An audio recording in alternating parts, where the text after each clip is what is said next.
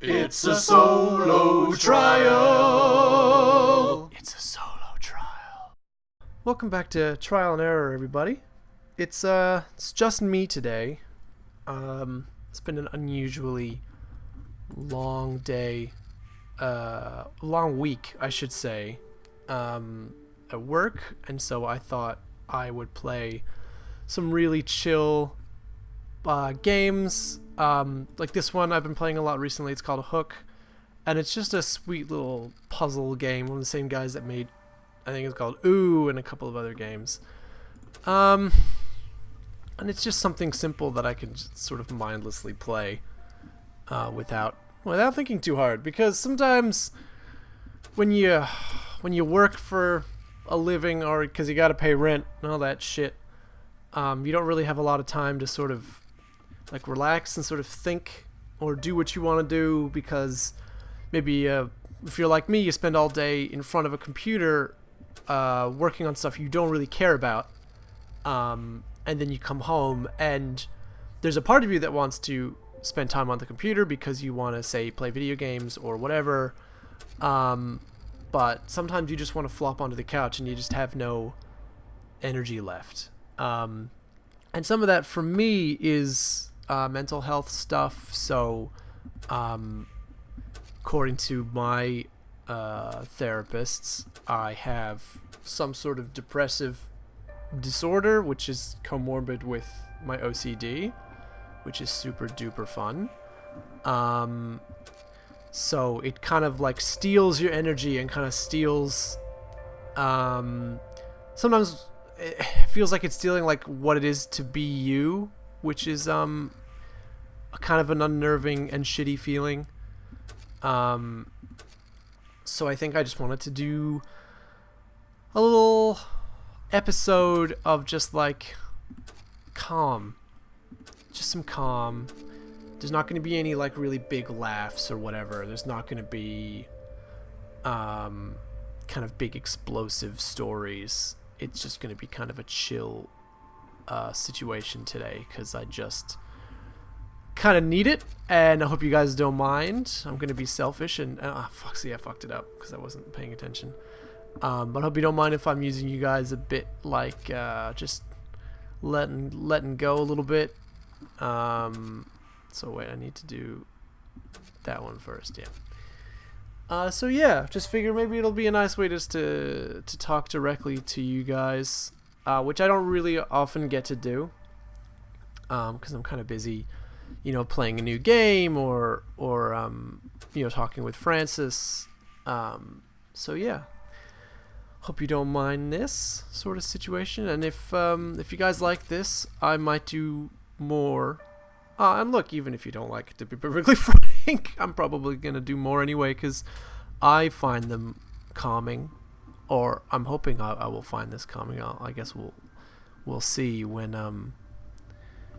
I finish doing it, if I find this too blech. But I'm sure that I won't. I'm sure I'm going to enjoy it. I'm enjoying it now. It's just a lot more talking to do personally, which I sort of knew going in, but I guess I didn't anticipate how much talking I would have to do for it to not feel like I was just not doing anything. Yeah, so how are you? You come here often? I hope you do. If so, welcome back. If not, hi. I guess I'll tell a story about how I knew I had to go to therapy, I guess. I was working in a job that I really didn't like, for a financial technology company, as like a I don't really remember what the job title was, but I was basically just like an article writer and proofreader and that sort of, so I guess like a copy editor kind of thing. And to be honest, there's probably a part of me that was unprepared or unqualified to do what I was doing, because I have no basing in finance or technology at all, but mostly because the rigorous demands of the job were more than what was described to me. So like I I didn't know really what I was going to be dealing with, and they were kind of unclear about what I was going to be doing after the interview.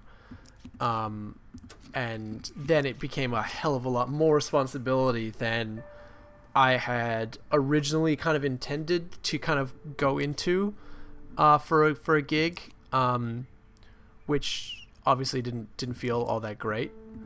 To kind of, I don't want to say fail, but I guess I floundered a little bit because I guess there was a part of me that had always been in jobs where people always told me what to do. It was always really obvious what it was that I had to do, and there was always somebody there to kind of say what I had to do. Like, and this was very much a gig where I had to make my own work sometimes, which is really hard if you've never done it before, especially when it comes to article writing, because it's being creative, like, at the drop of a hat. Like, I had to finish one article and then basically submit it and start a new one, and then I'd have to start working on fixing the old one as soon, because my boss would get back to me with notes, because there's always notes. And then I'd have to start working on the new thing, and more often than not, I found that just like ridiculously stressful. God damn, why can't I get this? Hold on, I'm not paying attention. Wait, no, fuck. What am I doing wrong here? Oh, that's shit. Hold up. Okay, so wait, this goes oopity boo. Like, but it can't be that. Like, what the fuck is happening here? What if I? No, there's only one way. Oh wait, hold on. Am I an idiot? Yeah, I'm an idiot. Where was I? Oh right, I have to start fixing the old one. But like the changes that were being made to the old article were so drastic that it basically became not the same article anymore. And so I would ask, like, look, am I doing this wrong? Like, am I not producing the content you want me to produce? And they say no. They kept saying like, no, it's really good. It's really good. We want you to tweak it and do this. And it's like, well, okay, like, it's great that you like what I'm doing, but clearly you don't like it enough to stop tampering with it. And I'm not, like, in a creative job like that, there's always going to be people tampering with your stuff. That's just something you have to accept. But when it basically comes out as a completely different article, it kind of makes you question, A, how much of your article is kind of left in there, or B, if you really know what direction the place wants you to even take. So that was very, very frustrating, in terms of I never really knew whether what I was doing was correct. So yeah. Hold on, I'm fucking this up, aren't I? Hold on, I'm gonna focus on this for just like 2 seconds before I totally fucking ruin this. Okay, you're gonna go down, and then you're gonna go.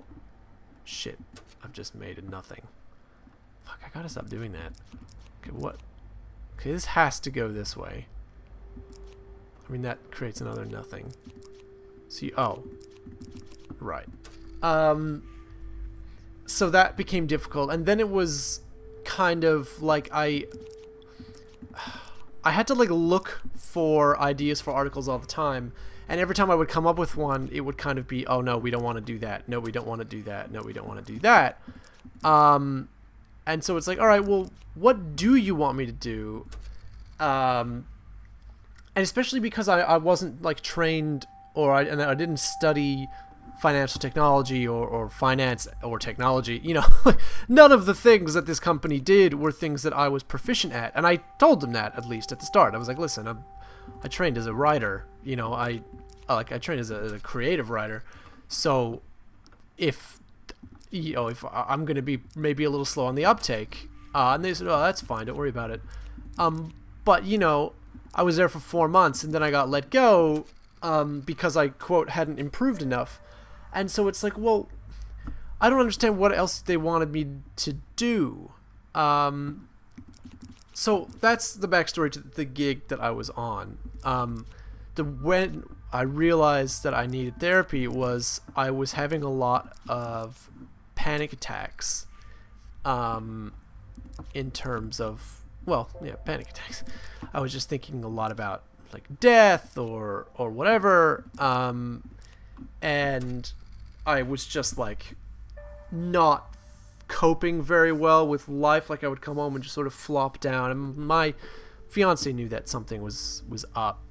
Like a partner kind of always does, right? Because they end up knowing you a bit better than you know yourself sometimes, because you can't always see when stuff is being a bit bullshit in your life, and it takes like someone else to recognize when something's sucking. And so she said, you need to go to therapy, and I had already gotten the referral. And for those who are not from Australia, the way that our healthcare system works here is it's socialized. So you you have like a certain amount of free therapy that you're allowed, and you have to go to a doctor, like a GP, and they give you what's called a referral to a therapist. Like you kind of pick whichever one. They ask you if you have one specific in mind, and I didn't. And so we just pick one that was near my house. And then you kind of just call them and you say, well, like such and such gave me a referral to you. When do you have an appointment? And I hadn't done that for like 6 months. I just didn't do it. And so finally I said, all right, I'll just do this. So I called and, I did it. And then I went to therapy, and I became like a stereotype, which was something that I joked about with the therapist. Was like I'm a Jewish writer in his late 20s, almost 30, who's on a psychiatrist's couch talking about his mother, sort of thing. Like I feel like I'm right out of Portnoy's Complaint by Philip Roth.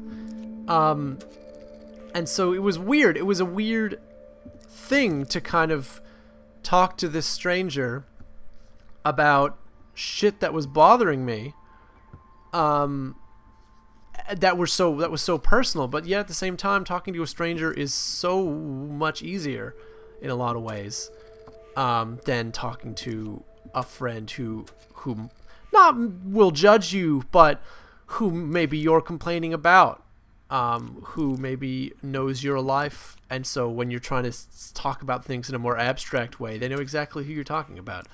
And that doesn't make things easy. So having like an objective third party there makes it a lot simpler to kind of just talk your shit out. Man, I did not mean for this to become like some weird ride into me going into therapy, but fucking here we are. So cool. Thanks everybody for listening. This was Hook, and hopefully I'll see you guys again soon. Okay, bye.